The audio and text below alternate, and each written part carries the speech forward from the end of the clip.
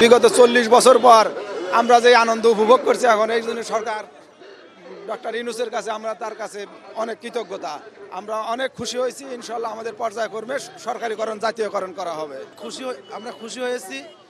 আমরা ইনশাআল্লাহ আমরা আমাদের দাবি দাওয়া মানে না, আমরা অনেক খুশি হয়েছি ভাই ইনশাআল্লাহ। আমরা আমার বয়স এখন আছে 38 চলে।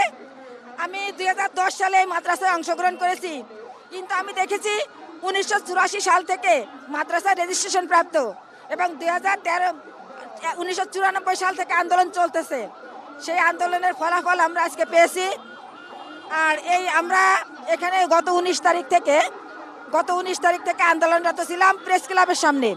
সেইখান থেকে আমরা 26 তারিখে র্যালির জন্য আমরা এদিকে আসি।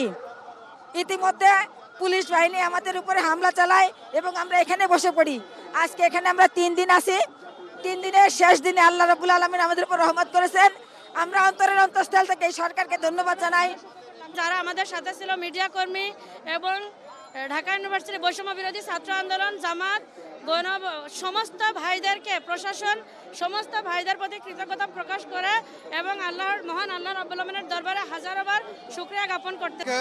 40 বছর যাবৎ অবহেলিত এই স্বতন্ত্র ইবতেদায়ী আমরা 40 বছর পর আজকে আমাদের দাবি পূরণ করেছে। 6 দফা দাবি, 6 দফার পরেও আরও অতিরিক্ত 2-3 দফা দাবি তারা পূরণ করেছে।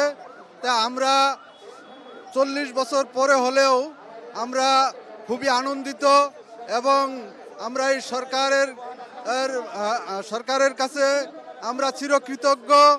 আমরা আমাদের যে দাবি দাওয়া পূরণ হয়েছে আমরা অতি দ্রুত বাস্তবায়ন হলে আমরা আরো খুশি হব। আমরা অত্যন্ত খুশি। একেবারে বঙ্গোপসাগরের পার থেকে বরগুনা জেলা, আমার পাথরঘাটা থানা, আমার মাদ্রাসার নাম বড়টেংরা স্বতন্ত্র ইবতেদায়ী মাদ্রাসা।